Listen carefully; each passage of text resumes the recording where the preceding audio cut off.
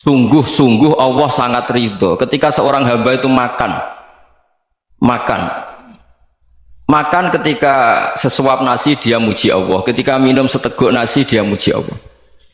Itu kalau orang diridhoni Allah itu wali betul. Itu untuk jadi wali itu gampang, kamu makan ridho, kamu ninjak buminya Allah ridho seneng, kamu hidup keseharian aman seneng. Nah ini supaya sampean kita semua ngaji betapa panduan Rasulullah untuk menggapai ridho Allah itu banyak yang keseharian sekali. Saking kesehariannya banyak dalam hadis dan itu sahih. Nabi menyebut hal-hal yang keseharian. Hatta ma tas'alu fi imra'atika, kamu punya uang kemudian istri kamu bisa makan itu ibadah. Bahkan sebagian ibadah itu dicontohkan Nabi yang akhirnya diprotes sahabat.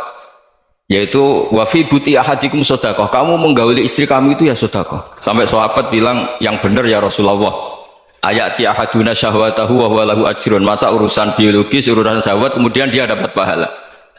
Nabi menjawab, alai salawadu'aha fi haramin akana alaihi wisrun, bagaimana kalau dia meletakkan ke yang tidak benar itu kan dosa. Nah hal-hal seperti ini yang saya ingin teman-teman semua, saya juga agak ingin ngaji demi Anda juga agak ingin. Itu dosa sekali ngaji kok pesanan kelompok tertentu itu nggak boleh. Islam itu untuk semua. Jadi ya cuma karena di depan saya jenengan ya seakan-akan jenengan korbannya. Itu ada ilmunya dalam usul fikih itu. Jadi orang itu harus ngaji usul fikih. Nama yang disebut, mungkin Mas Sufyan masih ingat zaman ngaji usul fikih. Nama yang disebut itu tidak jaminan sebagai prioritas perintah. Jadi misalnya gini, kebetulan yang di depan Nabi itu Abu Dzar. Nabi ya bilang, ya Aba Dzarin ini uhibbuka misalnya, atau ya Mu'ad ini muhibbuka, atau ya Aba Hurairah ini uhibbuka misalnya. Banyaklah riwayat yang Nabi nyebut ya Aba Dzarin, ya Mu'ad, ya Aba Hurairah. Kemudian misalnya Nabi meneruskan khitab, ini uhibbuka, saya mencintai kamu, fakul dubur sholatin, atau sebagian riwayat disebut fala tada'an la dubura kulli sholatin, Allahumma inni ala dzikrika wa syukrika wa husni ibadatik. Saya mencintai kamu, siapa saja. Mu'ad bisa, Abu Dzar bisa sahabat. Saya mencintai kamu, mohon kalau habis sholat kamu jangan lupa wiridan Allahumma a'inni ala dzikrika wa syukrika wa husni ibadatik. Ya Allah, tolong kami permudah supaya mudah ingat engkau. Anda tidak bisa mentang-mentang, wong nama saya Parmin, nama saya Purnomo, itu yang diperintahkan Mu'ad misalnya.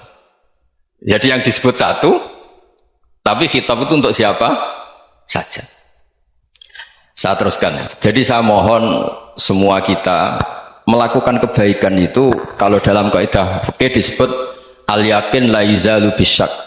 Banyak kebaikan yang kebenarannya itu 100%, tidak punya efek samping ke pihak lain, ke kelompok lain, ke komunitas lain. Yaitu tadi misalnya Anda makan dan itu murah sekali, hanya butuh satu piring, setiap punyaan kamu muji Allah, setiap minum kamu muji Allah. Itu redaksinya Rasulullah SAW disebut Allah sangat ridho ketika seorang hamba makan kemudian dia memuji Allah, atau minum kemudian dia muji Allah. Logikanya gampang, negara seperti ini yang kamu harapkan bentuknya kayak apa, mertua, ipar, komunitas, tetangga, itu nyata terjadi itu kan belum pasti. Sementara yang mesti terjadi adalah kamu butuh makan, kalau tidak mati. Butuh minum, kalau tidak mati. Butuh bumi yang nyaman ditempati, kalau tidak kita juga mati. Sebab itu Allah kalau menyebut nikmatnya itu hal-hal yang keseharian. Alladzi at'amahum min ju'. Allah itu siapa? Allah itu yang menciptakan kamu bisa makan. Tidak berlebihan. Allah itu yang menciptakan kondisi sosial itu ideal. Zaman Nabi itu ya ada orang munafik. Orang-orang pilihan Allah itu juga diuji orang sekelilingnya yang macam-macam. Semua diuji sesuai konteks zaman dan waktu. Nah, tapi ada ibadah-ibadah yang selalu disarankan Nabi. Sampai Nabi itu pernah ditanya, ayul islami khairun ya Rasulullah, Islam terbaik itu gimana? Jawaban Nabi itu unik, it'amut ta'am. Islam terbaik itu ya makan-makan, yang santai-santai. Ketika Allah menyebut beberapa kebaikan, falak tahamal aqobah wa ma adrokan apa? Mal aqobah. Terusannya apa? Fakku rokobah. Terusannya apa? Au it'amun fi yaumin di masubah. Ya, itu acara makan-makan itu juga Islam. Kenapa? Ya bayangkan kalau tidak ada makanan kita mati kan? kondisi sosial tidak ideal tuh Anda masih gak apa-apa. Tapi kalau Anda tidak makan, Anda tidak minum, kamu punya istri cerewet masih bisa hidup, punya mertua cerewet masih bisa hidup. Tapi kalau tidak makan bisa mati. Berarti penting mana istri sama makan? Penting mana? Makan. Semoga istri Anda dengar. Nanti kamu disuruh makan tapi pulang deh. Itu kalau dibahasakan makan masih memahami. Penting mana nasi satu piring dengan istri. Nggak ada nasi mati, nggak ada istri belum mati. Penting mana? Gak berani jawab kan? Nah, ternyata Anda ada garang kan di depan istri. Jadi saya mohon lah, mungkin Mas Sufyan Sauri tadi yang bisa bantu lah. Teman-teman tuh ngaji yang keseharian saja. Karena kita nyari ridho Allah itu berdasar firman Allah. Dan firman Allah itu menyebut keseharian tuh riang, gampang. Yaitu tadi misalnya wa min ayatihi manamukum billaili wan nahar. Termasuk ayat-ayat Allah itu kamu tidur. Maka dulu itu ada guyonan, ada tokoh Mu'tazilah, kelompok dalam Islam yang berpikir manusia itu bisa menentukan ikhtiarnya sendiri. Karena saya bisa duduk, ingin duduk, ingin berdiri, berdiri. Karena kelompok ini nggak terima kalau semua kehendak Allah, nanti bagaimana kalau semua kehendak Allah kok ada hisab ya, ada sanksi. Lucunya itu dia akhirnya, ini cerita ya, mencintai seorang perempuan, cantik sekali. Dan itu dia menjadi ahli sunnah itu oleh hal-hal yang sepele. Karena istrinya cantik, ya namanya suami istri itu hubungan intim. Terus ditanya, Mas, masih ingin lagi? Masih. Silahkan diulang lagi. Wah ya tidak bisa. Katanya manusia bisa menentukan yang diinginkan. Itu tobat itu. Itu nggak bisa ditobatkan Mas Sufyan Ats-Tsauri. Orang cantik yang mudah nobatkan orang itu orang cantik. Segampang itu. Akhirnya kita tahu, makanya kalau dalam kitab Hikam itu disebut al-aqil mayyakul madza yaf'alu wa hubi wal ghafil mayyakul madza af'al. Orang yang punya akal karena sadar ini wilayah Allah, semua milik Tuhan. Itu dia tiap hari berpikir, besok Allah akan melakukan apa terhadap dunia ini. Kamu merencanakan sesuatu mau plesir, ternyata gempa. Mau wisata ke Rusia, ternyata perang. Kamu tidak pernah tahu apa yang akan terjadi besok. Wa ma tadri nafsum madza taksibu ghadan. Tapi anda semua kita ini sering punya jadwal permanen. Makanya saya kalau diundang siapa saja, bisa takdir. Yang jelas Gus ini acara penting. Ya masih acara penting nak pangeran ngersakno piye? Kowe ape dadi pangeran? Kamu kok mau jadi Tuhan? Itu kadang ya kiai. Penting Gus acara ini jenengan harus memastikan bisa. Loh kamu itu yang ngajarin tauhid, sesuatu itu biadillah kok bilang-bilang apa pasti. Kalau maksa terus tak tobatkan kamu kata saya itu. Ya kalau gitu Gus bilang insya Allah. Wah itu hati saya, fisik saya, roh saya sudah bilang insya Allah. Tidak usah kamu latih kata saya. Nah hal-hal tauhid keseharian itu gampang sebetulnya. Wal ghafil yaqulu madza af'al. Tapi orang yang lupa Allah dia setiap hari bilang besok apa? Kita bisa melakukan apa? Seakan-akan dia itu aktor, dia penting, dia subjek permanen, dia. Padahal kita ini hanya objek kehendak Allah Subhanahu wa taala. Karena kita yakin sesuatu yang terjadi di alam raya ini kita tidak bisa apa-apa. Makanya saya sering ngaji, sering bilang saya. Ketika Anda mensifati Allah, Dia yang menghidupkan.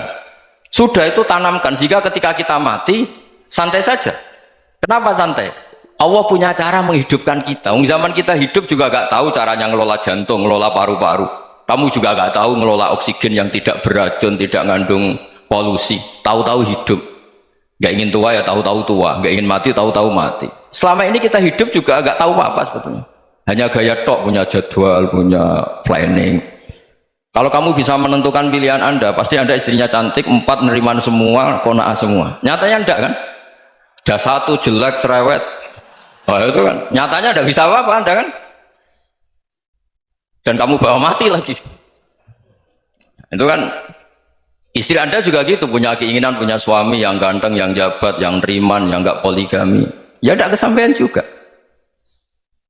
Kalau kita ngitung tingkat kegagalan kita itu gagal terus. Ya kan?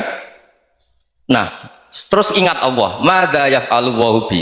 Orang yang punya akal selalu berpikir Allah itu menghendaki apa terhadap saya. Lalu sama-sama orang dulu. Melihat orang yang serius, itu kata Anda itu pemikir berat, serius, senang punya tokoh yang mermutur karena kamu anggap serius. Tapi sebagian orang nganggap orang yang serius itu wong merengut, wong masam, wong muka kok ditekuk. Jadi sama itu hati ya muqallibal qulub tsabbit qalbi ala dini, karena kita nggak tahu cara berpikir kita tentang orang lain, tentang sekeliling kita.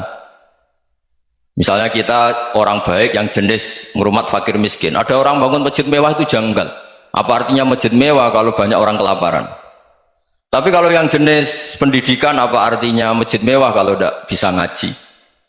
Nanti yang jenis infrastruktur, apa artinya ini kalau semuanya punya sudut pandang yang berbeda-beda. Dan Islam mengapresiasi semua kebaikan.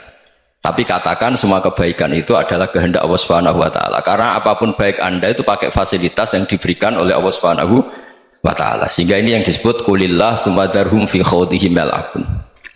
Ya kembali tadi ke tema-tema bahwa keseharian Anda ini sudah Islami. Saat Anda tidak bisa melakukan apa saja. Saya sering ada jenazah, biasanya kalau tetangga meninggal saya sering disuruh ngelepas. Saya bilang orang ini baik. Karena sering ngelamun di rumah, sering nganggur di rumah. Ditanya sama anaknya, kenapa Gus nganggur baik? Ya kalau dia nganggur artinya juga agak berbuat sesuatu yang maksiat kan? Ya kan? Orang nganggur di rumahnya ya tidak bunuh orang, tidak maling, tidak korupsi, ya namanya nganggur di rumah. Lah cuma istri cara pandang nganggur gak menghasilkan uang itu. Tapi juga gak menghasilkan kriminal kan? Jadi sebenarnya Islam itu cara, makanya kalau sampai ngaji usul fikih itu ada kitab usul fikih namanya Lubul Usul, itu terkenal sekali di pesantren itu. Itu kalau ngapresiasi keseharian itu luar biasa. Izma min mubahin illa wa yatahaqqaqu bihi tarku haramimma. Karena keseharian yang mubah saat Anda lakukan itu ada kehebatan yang luar biasa, yaitu meninggalkan haram. Makanya dulu banyak orang-orang alim ketemu temannya itu guyon sampai semalaman. Itu biasanya yang semangat Islam itu kiai kok tidak tahajud, kiai kok tidak witir. Orang yang sedang mapan uangnya banyak, malam itu tidak kelayaban itu sudah luar biasa. Melawan nafsu supaya tidak maksiat itu sudah luar biasa. Supaya lupa guyon sama temannya semalaman sampai subuh. Gejlok-gejlokan ngenang zaman miskin, zaman kuliah nggak jelas, zaman apa. Melihatnya jangan tarkut tahajud. Seperti ini meninggalkan tahajud, tapi meninggalkannya ini talkul muharramat. Jadi kayak apa hebatnya? Sehingga Imam Ghazali punya riwayat yang agak unik. Hatta takuna ibadatu akhiri hadil ummah iku an-naum. Sehingga suatu saat ibadah terbaik umat ini itu tidur. Itu kan riwayat kontroversi. Ketika Imam Ghazali saja, kenapa iya? Kenapa kamu mulai keluar dari rumah itu sudah banyak maksiat, melihat perempuan yang enggak mahram, melihat fenomena. Tapi kalau kamu tidur itu enggak melihat apa-apa. Tapi juga kamu jangan nganggap tidur itu ibadah betul. Saatnya melakukan fardu ain malah masih tidur. Tapi itu sudut pandang yang menjadikan kita Islam itu gampang. Jadi saat Anda tidak bisa aktivitas apa-apa, misalnya ada beberapa orang yang lumpuh. Lumpuh itu memang nggak bisa Jumatan, nggak bisa ibadah, tapi dia juga nggak bisa maksiat. Tidur itu memang Anda saat itu tidak bisa tahajud, tidak bisa witir, tapi saat itu ada zina, ada maling, tidak gosipkan orang, tidak bully orang, tidak menanamkan kebencian, tidak hasud.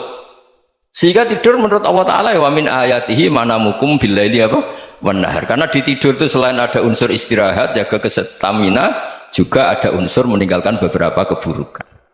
Nah saya mohon ibadah yang keseharian ini kita jaga supaya kita semua baca ayat itu fasih itu tertanam di hati. Allah itu siapa? Alladzi at'amahum min ju'i wa amanahum min khauf. Dan Allah kalau cerita di Quran itu anna sababnal ma'a sabba thumma syaqaqnal ardhan wa syaqqa fa'ambatna fiha habba wa inaba wa qadba wa zaituna wa nakhla wa hadaika hulba. Kamu tahu saya ini siapa, kata Allah. Saya ini adalah Tuhan yang menurunkan air, kemudian ada tanaman banyak, habba wa inaba wa qadba, ada zaitun, ada tin, kalau orang Jawa mungkin ada tela, ada padi, ada mangga, ada pisang. Sudah. Wa inaba wa zaituna wa nakhla wa hadaika hulba, ada perkebunan yang lebat. Tujuannya apa? Mata Allahkum, silahkan kamu pakai, kamu nikmati.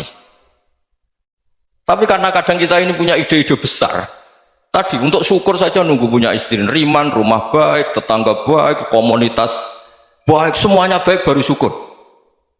Lama-lama nanti ada di surga, syukurnya nunggu surga paling kelas A. Itu sudah ada yang menghuni Rasulullah, kamu nggak boleh di situ.